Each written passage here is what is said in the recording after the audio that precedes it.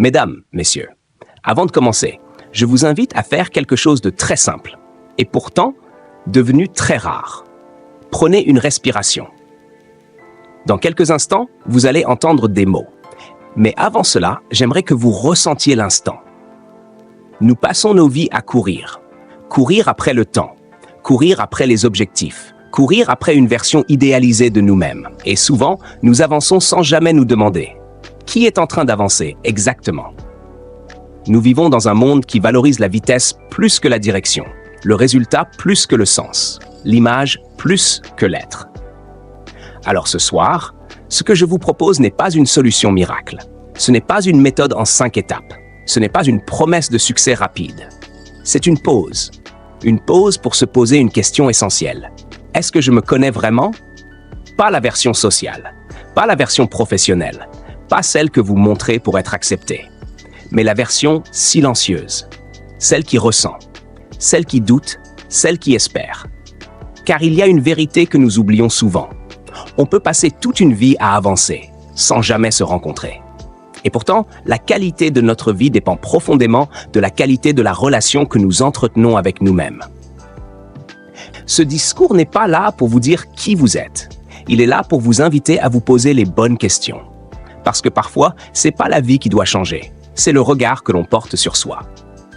J'aimerais vous raconter quelque chose. Il y a quelques années, tout allait bien dans ma vie, du moins en apparence. J'avançais. Je faisais ce qu'il fallait faire. Je cochais les cases. Un soir, en rentrant chez moi, je me suis assis sur mon canapé épuisé et une pensée m'a traversé l'esprit. Si je continue comme ça, est-ce que je vais vraiment quelque part? Pas une crise, pas un drame, juste un vide silencieux. C'est souvent comme ça que commence la connaissance de soi, non pas par un choc brutal, mais par une question discrète qu'on n'arrive plus à ignorer. Comme l'écrivait Blaise Pascal, open quote, « Tout le malheur des hommes vient d'une seule chose, qui est de ne pas savoir demeurer en repos dans une chambre. » Close quote. Partie 1. Le grand malentendu de la réussite. On nous a appris très tôt ce qu'était la réussite. Je me souviens encore des phrases qu'on me répétait. Travaille dur, sois raisonnable, choisis la sécurité. Et je l'ai fait, avec sérieux, avec bonne volonté. Mais un jour, après avoir atteint un objectif que je pensais important, j'ai ressenti quelque chose de troublant. Rien. Pas de joie profonde, pas d'élan. Juste la question suivante, et maintenant?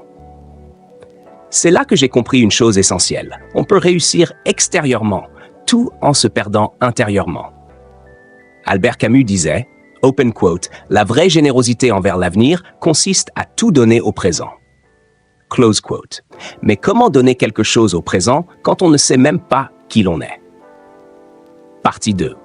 Pourquoi nous évitons de nous connaître? Je vais être honnête avec vous. Pendant longtemps, j'ai évité de me connaître. Pas consciemment, mais par peur. Peur de ralentir. Peur de remettre en question certaines décisions. Peur de découvrir que je n'étais pas exactement la personne que je croyais être. Alors je remplissais mes journées. Je restais occupé. Très occupé. Parce que tant qu'on court, on n'entend pas ce qui murmure à l'intérieur.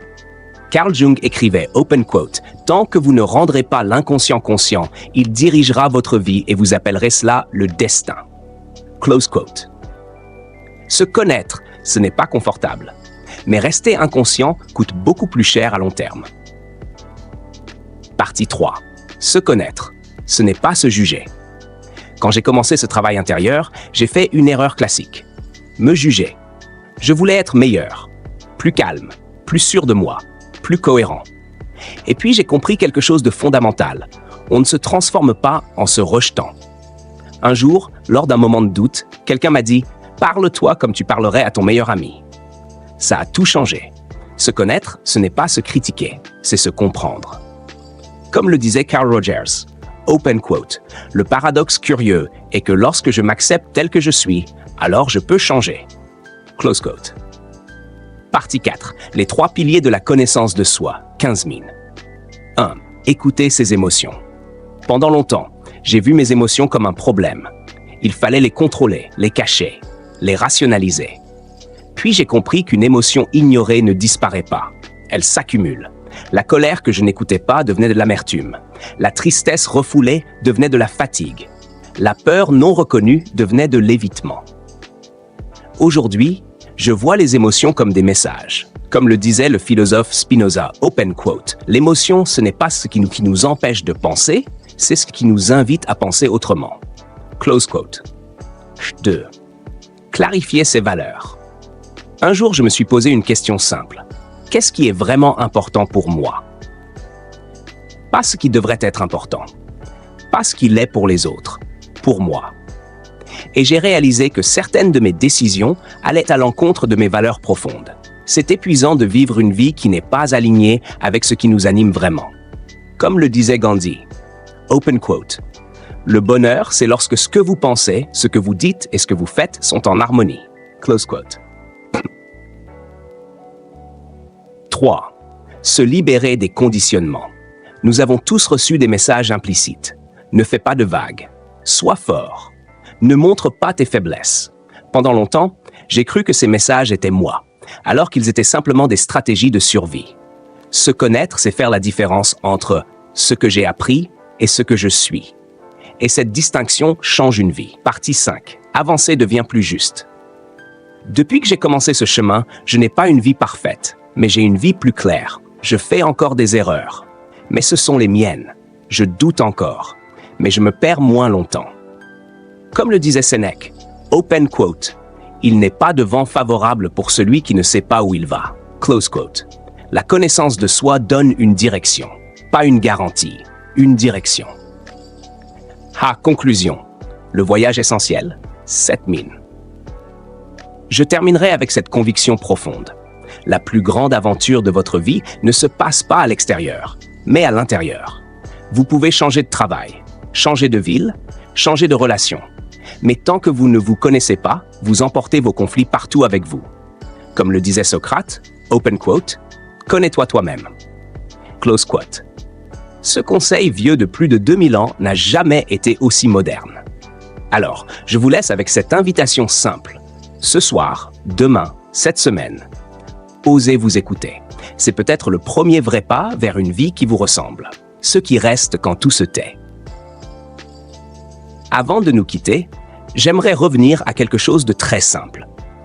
Tout au long de ce discours, nous avons parlé de réussite, de peur, d'émotion, de valeur, de conditionnement. Mais au fond, il n'y a qu'une seule question derrière tout cela. Est-ce que je vis une vie qui me ressemble? Pas une vie parfaite, pas une vie sans difficulté, mais une vie cohérente. Nous passons énormément de temps à vouloir comprendre le monde, les autres, les systèmes, les règles. Et c'est important. Mais la plus grande incompréhension de notre époque, c'est souvent nous-mêmes. Nous savons utiliser des outils complexes, mais nous ne savons pas toujours nommer ce que nous ressentons. Nous savons planifier des carrières, mais nous ne savons pas toujours écouter notre fatigue. Nous savons nous adapter, mais nous oublions parfois de nous respecter. Apprendre à se connaître, c'est pas devenir centré sur soi. C'est devenir responsable de sa vie, responsable de ses choix, responsable de ses limites, responsable de ce que l'on accepte et de ce que l'on n'accepte plus. Il y aura toujours du bruit autour de vous, des injonctions, des comparaisons, des urgences. Mais si vous prenez une chose avec vous ce soir, j'aimerais que ce soit celle-ci. Le silence intérieur est un guide puissant. Il ne crie pas, il ne force pas, mais il sait. Et plus vous apprendrez à l'écouter, plus vos décisions deviendront simples. Pas faciles, mais justes. Alors non, vous n'avez pas besoin d'avoir toutes les réponses. Vous n'avez pas besoin d'être sûr de vous. Vous n'avez pas besoin d'être prêt. Vous avez seulement besoin d'être honnête avec vous-même. Parce que le plus beau progrès n'est pas celui que les autres applaudissent. C'est celui que vous ressentez profondément quand vous vous dites « Je suis à ma place. Merci ».